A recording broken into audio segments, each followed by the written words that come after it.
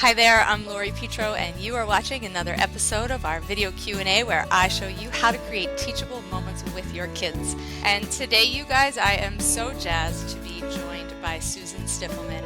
Susan is the best-selling author of Parenting with Presence. This is your new book, Susan, and Parenting Without Power Struggles.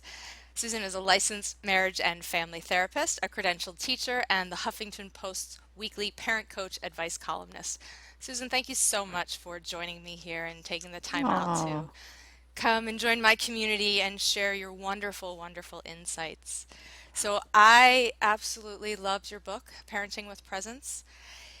For me, this book highlighted the personal work that we have to do as parents, and I think that's so missed because parents want to know about behavior and parents want to know about discipline, tricks, and tips and tools. And this book took spirituality and made it reachable. It wasn't intimidating, it wasn't dogmatic, and it wasn't like this, oh, this is a spiritual book. It was much more about that personal growth piece, which I love, which has been such a part of my journey. Was that difficult for you to write the book about, or was it an evolution of your whole career? what a cool question. It was both. If I think of the context of my career, I would say I was in the closet with my spiritual practice for most of my professional life until some years ago, not too many years ago. I'd say within the past 5 or 6 years, I've now started to talk about mindfulness in my, with therapy clients or so on the one hand, yes, I kind of compartmentalized that part of myself, even though I started meditating when I was 17, and it's truly been the cornerstone of my life, and this was in Kansas. It wasn't like I jumped on a bandwagon. I was a freak, having this pull, this draw to have an interior experience of something much deeper. But I was also on a track for a professional, career, and I became a teacher and then a psychotherapist, and there wasn't a lot of overlap. And then gradually those two things came together. And of course, now it's sort of, if you're not meditating, what's wrong with you? If you don't go to yoga, you got something, skewed. So, in terms of writing the book, though, I think it was very easy. I think I'm at a point in my life where this is, what you see is what you get, Yeah. pretty much. And who I am can't be separated from my internal spiritual practice and my desire to grow as a person. It permeates every part of my life, my relationship with my loved ones, the way I garden, what I read, how I spend my leisure time. And not to say that I don't watch stupid TV or, it's not like I'm living some kind of Right, like lofty you're some lifestyle. Zen Buddha No, lady not over not at there. all. But it wasn't even, it was sort of a no-brainer. Like for me, I was transformed by becoming a parent. And I think most people are, unless we kind of push and resist, that's sort of what you're signed up for, whether you knew that or not. Yes. And, I love in the book you say, to the children we are raising and the ones who live within our hearts, may you discover that it is safe to come out and play, to dance, and to shine. And this, it brings tears to my eyes just reading it again because that's what strikes me as so needed that we're, in all of the discipline, we're trying to tell kids not to be who they are. Be something else. Do this, do that. You're Yeah. not doing it right. And I know it's out of frustration, but what do you think gets in the way most of us really letting our kids shine or letting ourselves feel and be affected by how, because you say the children are our greatest teachers. Yes. So how do we let ourselves grow and our kids shine? There's a beautiful quote, leap and the net will appear. And I think that so many of us, well, we want what's best for our children first and foremost. And so we've been sort of indoctrinated with the idea that if I have a very artistic child, or I have a child who's not socially adept and comfortable, or we have a child who, yeah, right, or we have a child who's, has no academic talent at all, but is a great dancer, that we have this thing like if we want them to succeed in life, we have to sort of push them and conform them to what we think will make for a more successful life.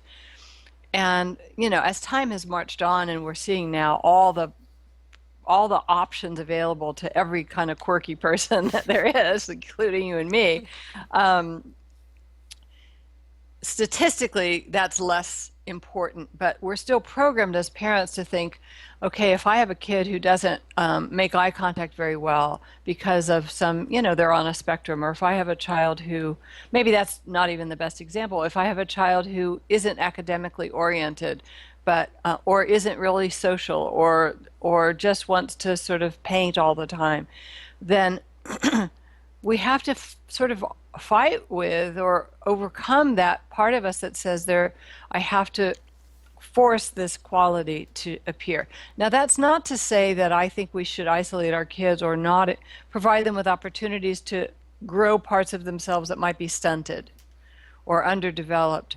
But when we come from a place of desperation and fear as we parent our children, they feel that, and it creates a closing down. Whereas when we recognize who we've got, you know, and we celebrate who we've got just as they are, they become much more receptive to shining their particular light while also maybe catching up on some of the places where they're a little bit deficient.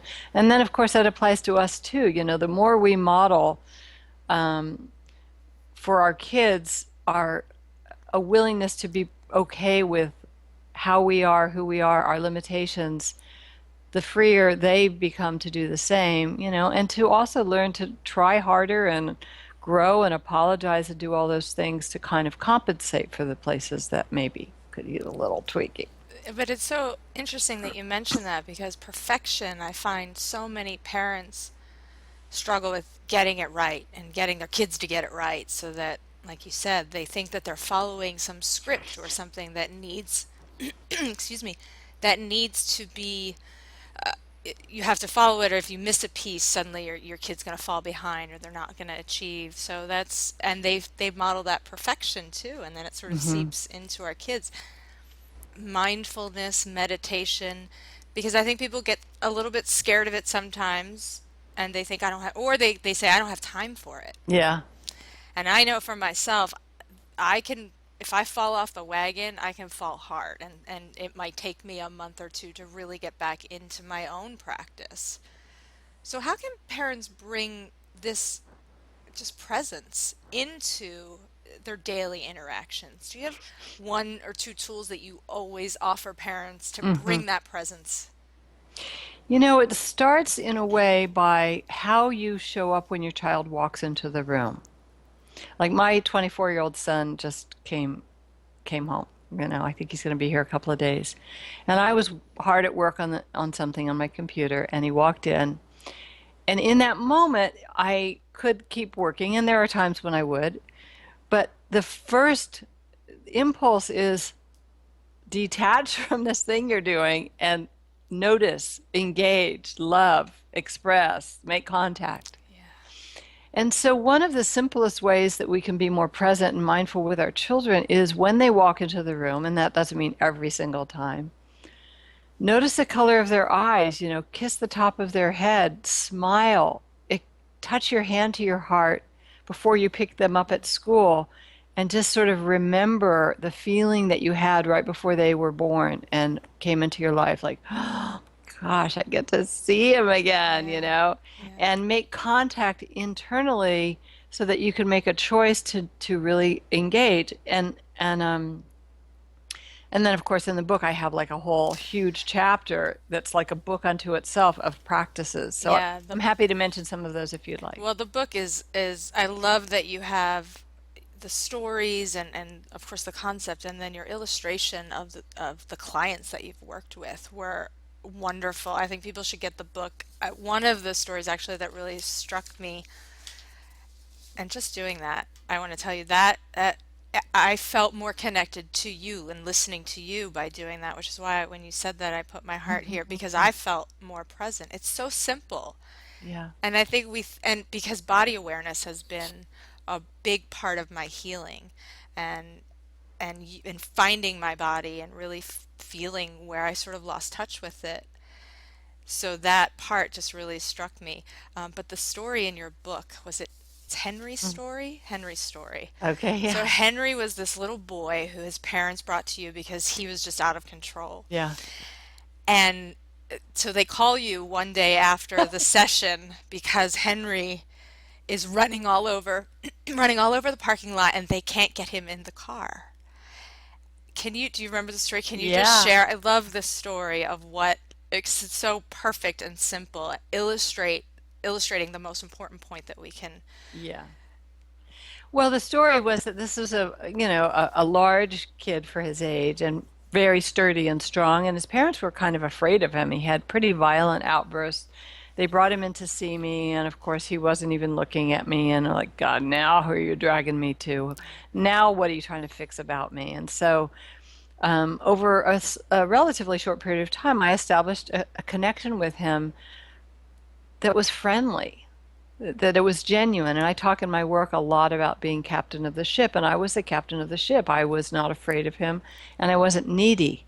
Yes. So I put myself in a position to actually find out who he was and show interest in him and make genuine contact with him. And what do you think about this, Henry? And we just started to have a very sweet, fun relationship, and he needed that so desperately to have a healthy, loving connection with an adult. And his parents were well-meaning, but overwhelmed and afraid and stressed. So one night, the father called me and said, I'm sorry to call you after hours, but we're really at a loss for what to do. They had been at a restaurant and their son had a problem, gotten upset, and run out into the parking lot, and they couldn't get him to come into the car. They And must have finally, been terrified. yeah. This. So in desperation, they called me, and I was kind of laughing, and I said, "Well, you guys know we're going to talk about this when you come in." But I said, "Well, why don't you see if Henry will come to the phone?" And so, they had their cell phone, and they said, "Henry, it's Susan. She wants to talk to you." And miraculously, he came to the phone. I wasn't sure if he would. And I said, "Sweetheart, you're going to have to get in the car now." And he just said, "Okay." And There it was. there it was, because I had a lot in the bank account emotionally with him. And children, as you know very well, Lori, when they feel seen, cherished, loved, accepted, they're naturally biased to want to cooperate with us and do what Yes. we ask. It's Yeah. not like they have some agenda to be oppositional and defiant. It's those behaviors kick in sort of as an announcement that says things aren't working in my life or in our relationship. Yeah. I love the reason I love that story is because it just beautifully exemplifies the power of relationship. And when it wasn't about bargaining, negotiating, doing all these things. You talk about the lawyer mode in your other books, and it wasn't about any of that. It was simply you were making a request, and he trusted that you were in charge because of what Right, you had built up. And I know that parents get overwhelmed, so not to blame his parents, of course, for not, right, they came to you to learn all of right. that. But parents do, they get so frustrated, and I find that they don't even know sometimes that they're not setting clear boundaries. Mm, How do you how do you help parents set clear boundaries? Like, what do you help them? Because I'm a big on communication, and communication that is respectful but still sets yeah, limits is very difficult for yeah, parents yeah. because they sort of think if I'm not punishing you or directing you, demanding you, then what am I supposed to do? So what do you rely on? What do you help parents use to foster that influence and that connection and set clear limits and boundaries? Well, the first part of your question, what I use is everything I teach is built on attachment and connection. So I do a lot of work in my online programs and courses and in my books that talk about the stages of attachment that children move through and how to fortify connection, because we know that outside of connection, children are wired to resist coercion. It's actually a good thing. So one aspect of getting compliance or cooperation is to look at the quality of the relationship itself. And if you have a chronically defiant child, like if I get a phone call for coaching and the parent says, everything I ask of my child, she says no. One of my first questions will be, does she feel connected and close to you? Do you like her? Does she know that you Yeah. like her? Yeah. So that's part one. In terms of how setting boundaries, a lot of the work that I end up having to do with parents has to do with unearthing the conflicting feelings they have about whether it's okay or not to establish boundaries with kids. You know, if you're spiritually inclined or you see yourself on some transformational path, you know, which is fabulous, sometimes I notice that people are kind of confused. Well, if I'm my child's equal, you know, Mm. then who am I to decide what when he should go to bed? Or you know, I want him to be self-referential and check in with himself and learn to listen to his own feelings. And so I think the first step has to be to clear up the confusion about what our role is. And even though on a soul level we are absolutely our children's equals, in this lifetime, you're the grown up in the room, Right. you're the captain of the ship, and you are the one in charge. So it means if you're the captain of the ship, you don't just keep slamming into icebergs going, gosh, I hope I don't hit another one.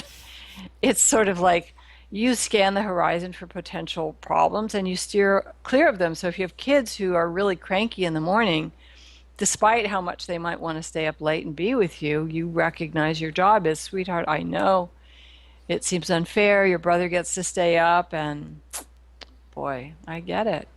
And in the most loving, connected way, you say, and, you know, it's time for bed. I love what you just did there. You said, and it's time for bed instead of but.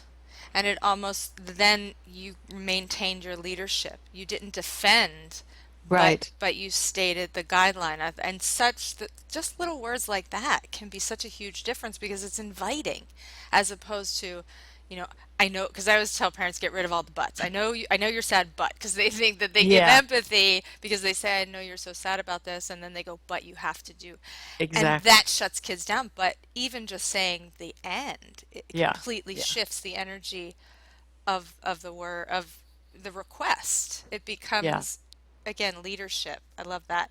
You talk about parents being responsibly flexible. What do you mean by that? Because I Well, it love means, flexibility. Like yeah, flexibility is a one for me. It's a wonderful word. But what is responsively flexible? right. And it's not responsibly with a B, it's Responsively. responsive, just to clarify for people. Yes. It means that in the heat of the moment, one time you're going to do one thing, and another time in that same situation, but with some variables that are different, you're going to do something else. So you respond in a flexible way based on what you have to draw upon, your own fatigue level, your own, you know, how far on the end of the rope you are, um, how tired your child is. So it means that you, rather than reacting, you know, the work that we're doing is about teaching parents not to be reactive, but to be responsive, which means that you gather yourself first. You engage your prefrontal cortex. You sort of consider the options and the variables at play and the child's temperament and the circumstances and where are you and how hungry are they and based on these things that you sort of work with internally first, you respond. A reaction is something that's knee jerk. You know, it's impulsive. There's no really thought that goes into it. So we respond and we respond with flexibility so that there are going to be times when your child wants a cookie and they ask nicely and it's right before dinner and you say, "Oh my gosh, I was about to offer you a cookie." So that you make it your idea, you know, you've now co-opted the thing because you know that you were going to be steering in, you're steering into the skid because you know that there was going to be a meltdown, but the cookie isn't that big a deal. And other times you're going to say, oh gosh, sweetie, I know they would have tasted so good. I'm afraid not. That's wonderful because I think parents think if they don't stick to the same exact, like consistency is a little bit overrated. It's so Yeah. important, but yet flexibility is also very important when we want our kids to consider the outer, other circumstances and then sort of adapt and say, okay, well, this time it's, this is more important. Perhaps my relationship and Yeah. other things are more important. So Yeah. so I love that. I love that term. What do you talk about something deeper in your book and a little more on the intense, and sometimes people don't want to talk about it, but I think it's wonderful that you brought up suicide. Yeah. And suicide has touched my life personally. It touched my life when I was very young. And it it's something that I think we need to talk about. And you write in the book that every day more than 5,400 suicide attempts are made by young people in grades 7 through 12. And that breaks my heart because that number is not, that's not a couple hundred kids. Even I No, could even deal with that number. I feel like, circumstances, but, and that's only the ones that we know about, right? right? Yeah, What is in your mind going to make that number lower, is going to support our kids, whether you're a child or an adult, those feelings, you're carrying them with you. So if you're an adult that's committing suicide, it's, you're just carrying that stuff through yeah, probably. But how do we shift this? How do we turn yeah. this around? I'm really glad that you're talking about it. So, children are being asked to manage stressors that are so monumental developmentally. The brain only develops as fast as it develops, and we're asking it to accommodate and stretch and make room for levels of stimulation, levels of input, with media, the internet, exposure to things on television that we haven't really caught up with. And so the suicide statistic has so much to do with number one, the stressors that our kids are subjected to. Number two, I think that one of the ways we inoculate kids against falling prey to despair and hopelessness is to create a relationship with them to the degree that we can, or provide them with a relationship with someone where they can actually tell their truth. And much of the time, and again, this isn't to blame parents because Right. I don't actually think of it and I don't actually call it commit suicide now. I say die by suicide. Hmm. Commit suicide implies an act of volition, a willful decision, and I see it more as dying of mental illness. And it just seems more compassionate to me. So we know that when a person is seriously depressed, that their thinking is skewed. They're not able to see the world accurately. They can't project into the future a feeling, a time when they won't feel as awful as they feel now. So there's a distortion in their thinking. And when a child leaks something out to us, even a child way before there's a problem on that level says, I just feel really sad these days. And we say, oh, honey, cheer up. You have so much to be happy about. Yeah. We've effectively said to them, I can't handle the shadow side that you visit sometimes. I'm not that much of a captain of the ship. Yeah. Filter and censor for me as your parent so I don't feel that I'm doing a bad job. And to me, everything I teach in my programs about being captain of the ship is built on the idea, bring it on, baby. Whatever is you're going through, whatever is true for you, I'm the one to talk to, not your Facebook friends, Yes. not your, don't post it on Instagram. It's like, talk to me and I will listen. And together we'll get through this dark moment, this dark time. It's so huge. The loneliness, I think, is Yeah, where that suicide piece really comes in. And so yeah. as they do know that they have that, just someone to listen. And I don't think parents mean to dismiss emotions. No, They think they're, building their kids up and, trying to exactly. lessen. But really, there was a young boy just in March, right in this nearby. He went to an exclusive private school. He was 13, Mm. and he died by suicide outside his home. Oh And my God. there was like this 5-day search for him. And it just, we have these stories and they come out every time. And I wrote an article a while back because I thought, when are we going to get it? When are we going to notice that these kids are crying out, and it's Yeah, before they get to that point, yeah, can we notice? So what you started this talk off with, noticing. Just notice when your child exactly. walks in the room. Yeah, That's so beautiful and so yeah, it's simple. Again, it's just little yeah. simple pieces that we can really do. I think there's one other piece. Last year there was another horrible event, and my friend Kim, who's the partner of Eckhart Tolle, we kind of co-wrote an article called "If You Feel Something, Do Something," because we both had heard about it at the same time and had the same reaction, like, that kid had come in contact with a lot of people in the prior weeks.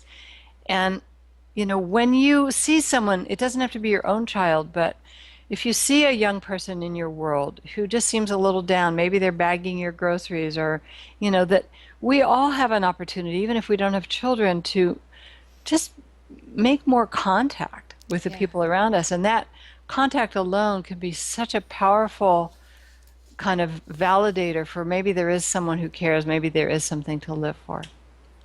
Beautiful. Just that restoring that human connection. Yeah.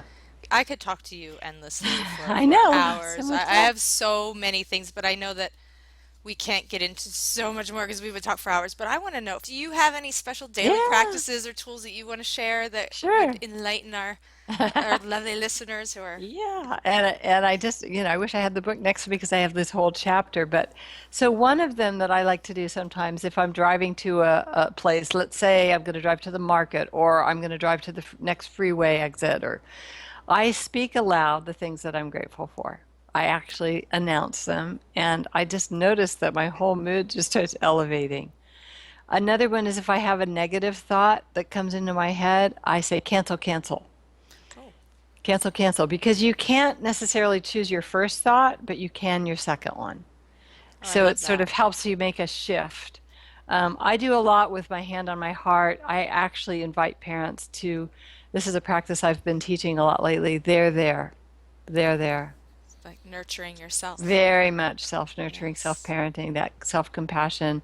Your kids are just screaming, they're biting, they're chewing each other, they're throwing things, and you're just, And patting. oh, Yeah. sweetie, what this is not the easiest moment. So there's being mindful, being present begins by being where you are, acknowledging it with kindness, with mercy, with compassion. And then of course there are the good old standbys, just noticing your breath, putting one hand on your chest, one on your belly, and those, allowing the lower hand to rise and fall so that you're more connected to a deeper breath. And this one I like, rubbing your hands together. You create the friction, and then when you stop, your hands are tingly, and it's like, oh, here I am in my body. That is how my old acting teacher got us to warm up before our scenes. So Oh, he used to say, we used to do that, we're like, fire! And we would rub and fire, and we'd say fire, and it, nice. it brought up the energy just to Oh, this, wow. any really level that you want. You can sort of get that. So I love that one. I totally forgot. That's a great one to bring back. But it just sort of, it's very calming. I think Yeah, any of those body yeah, awareness and getting in touch with your senses again is yeah, really, really calming. So yeah. like I said, I could talk to you for Mm. hours, but tell everybody where they can find you on the web and Well, there's so many things going on. My website is susanstiffelman.com, and pretty much everything that I'm doing you can find there, and especially if you're getting my newsletter, which is on the website. I'm also on Facebook as I think it's Susan Stiffelman Author, so you can, join the tribe there. I do a lot of I do a lot of online courses and classes, and so you'll see on the website. I just did a course on frustration that people can it's a replay, and I'm doing the, as you said, the three-part series with Byron Katie, which will live on my site as well. And that's been, oh my gosh, she's just such a sweetheart. And so you guys, thank you so much for watching. You can find Susan on the web, susanstiffelman.com. Get her book, Parenting with Presence, and her other book, Parenting Without Power Struggles, because they really complement each other. I think you have a lot of the good stuff in the Parenting Without Power Struggles that so many parents deal with, but the Parenting with Presence, it adds a deeper level to it. It yeah, really talks about that growth as parents that we do, and I love that you're sharing that. So thank you for doing thank that, you, being Lori, here. for all your wonderful work. We're so lucky. Thank you so much for joining us today. If you want more tips and tools like this, be sure to get on my list at teachthroughlove.com. And if you enjoyed this video, I would love it if you would share it with someone that you love. All right, you guys, thank you so much for joining us. And until next time, please remember, it's about consciousness, not perfection.